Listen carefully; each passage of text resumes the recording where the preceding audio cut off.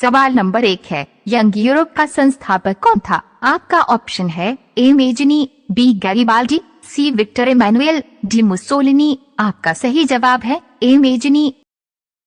सवाल नंबर 2 है, यूरोपीय सभ्यता का पालना किस देश को कहा जाता है? आपका ऑप्शन है A Italy, B Rome, C Spain, D यूनान। आपका सही जवाब है डी यूनान। सवाल नंबर 3 है, इटली के एकीकरण का मसीहा कहा जाता है? आपका ऑप्शन है A Napoleon Bonaparte, B Mazzini, C काबूर, D Garibaldi. आपका सही जवाब है बी मेजनी। सवाल नंबर 4 है, यूरोपीय राष्ट्रवाद से प्रभावित होकर किस भारतीय शासक जैकोबिन क्लब की स्थापना की? आपका ऑप्शन है ए हैदर अली, बी टीपू सुल्तान, सी सफदरजंग, डी शिवाजी। आपका सही जवाब है बी टीपू सुल्तान।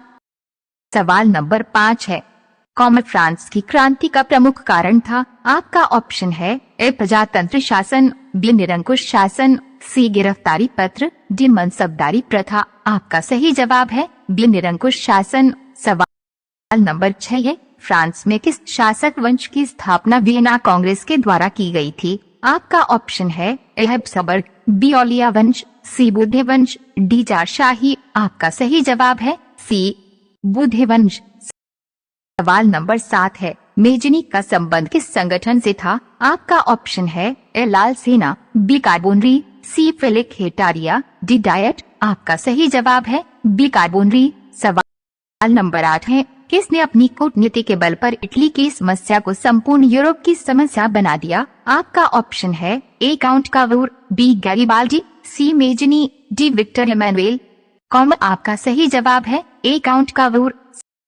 सवाल नंबर 9 है, जोल्वराइन की स्थापना किस राज्य ने की? आपका ऑप्शन है ए प्रशा ने, बी ऑस्ट्रिया ने, सी सार्डिनिया ने, डी नेपल्स ने। आपका सही जवाब है ए प्रशा ने।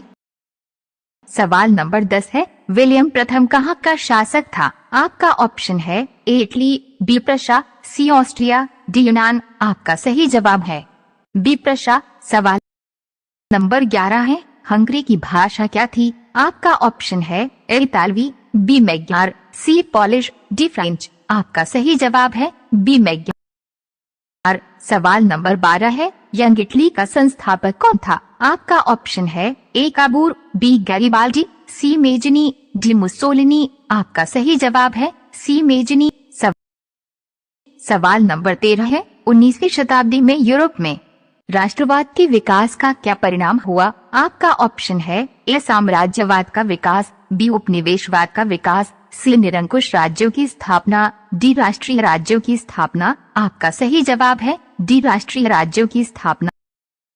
सवाल नंबर 14 है, नेपोलियन संहिता किस वर्ष लागू की गई? आपका ऑप्शन है ए 1789 में, बी 1791 में, सी 1801 में, डी 1804 में। आपका सही जवाब है डी 1804 में।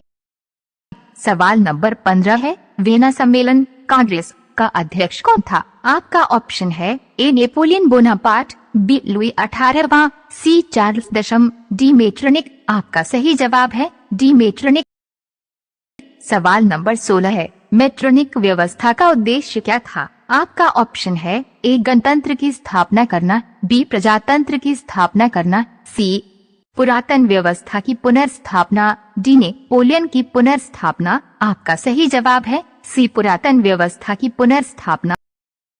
सवाल नंबर 17 है, मेटरनिक कौन था? आपका ऑप्शन है ए ऑस्ट्रिया का चांसलर, बी फ्रांस का सम्राट, सी रूस का जार, डी प्रशा का चांसलर। आपका सही जवाब है ए ऑस्ट्रिया का चांसलर। सवाल नंबर 18 है, किसने कहा था फ्रांस जब छींकता है तो बाकी यूरोप को सर्दी जुकाम हो जाता है? आपका ऑप्शन है A Napoleon, B Hitler, C Metternich, D Garibaldi. आपका सही जवाब है सी मेटरनिक। सवाल नंबर 19 है, सीडान का युद्ध किसके बीच हुआ था? आपका ऑप्शन है A Austria Prussia, B Prussia Denmark, C Prussia France, D Italy Rome. आपका सही जवाब है सी प्रशा फ्रांस। सवाल नंबर 20 है, जर्मनी एवं इटली के एकीकरण के विरुद्ध निम्न में कौन था? आपका ऑप्शन है ए इंग्लैंड, बी रूस, सी ऑस्ट्रिया, डी प्रशा। आपका सही जवाब है सी ऑस्ट्रिया। सवाल नंबर 21 है, बिस्मार्क किस विद्वान की विचारधारा से प्रभावित था? आपका ऑप्शन है ए रूसो, बी हेगेल, सी अंडर्ट, डी जैकब। आपका सही जवाब है बी हेगेल। सवाल नंबर 22 है, नेपोलियन कोड में कुल कितने कोड थे? आपका ऑप्शन है ए 3, बी 5, सी 4, डी 7। आपका सही जवाब है बी 5। सवाल नंबर 23 है, जर्मनी एवं इटली के एकीकरण के विरुद्ध निम्न में कौन था? आपका ऑप्शन है ए इंग्लैंड, बी रूस, सी ऑस्ट्रिया, डी प्रशा। आपका सही जवाब है सी ऑस्ट्रिया। सवाल नंबर 24 है, यूरोप वासियों के लिए किस देश का साहित्य एवं विज्ञान प्रेरणा का स्रोत रहा है? आपका ऑप्शन है ए जर्मनी, बी यूनान, सी तुर्की, डी इंग्लैंड। आपका सही जवाब है बी यूनान। सवाल नंबर 25 है, नेपोलियन ने जर्मनी में किस संघ की स्थापना की? आपका ऑप्शन है ए ट्रांसपेडेन संघ, बी सिसलपाइन संघ, सी राइन संघ, डी इनमें से कोई नहीं। आपका सही जवाब है सी राइन संघ। सवाल नंबर 26 है, लाल कुर्ती का गठन किसने किया था? आपका ऑप्शन है ए काबूर, बी मेजनी, सी बिस्मार्क, डी गैरिबाल्डी। आपका सही जवाब है डी गैरिबाल्डी। सवाल नंबर 27 है, किस युद्ध के बाद जर्मनी का एकीकरण हुआ? आपका ऑप्शन है ए क्रिमिया का युद्ध, बी सेडोवा का युद्ध, सी प्रशा डेनमार्क युद्ध, डी सीडान का युद्ध। आपका सही जवाब है डी सीडान का युद्ध। सवाल नंबर 28 है, जर्मनिया क्या थी? आपका ऑप्शन है ए ब्रिटिश राष्ट्र का प्रतीक, बी जर्मन राष्ट्र का प्रतीक, सी रूसी राष्ट्र का प्रतीक, डी ऑस्ट्रियन सम्राट का प्रतीक। आपका सही जवाब है बी जर्मन राष्ट्र का प्रतीक। सवाल नंबर 29 है, काबूल कौन था? आपका ऑप्शन है ए जर्मनी का राजा, बी इटली का प्रधानमंत्री, सी इटली का राजा, डी जर्मनी का मंत्री।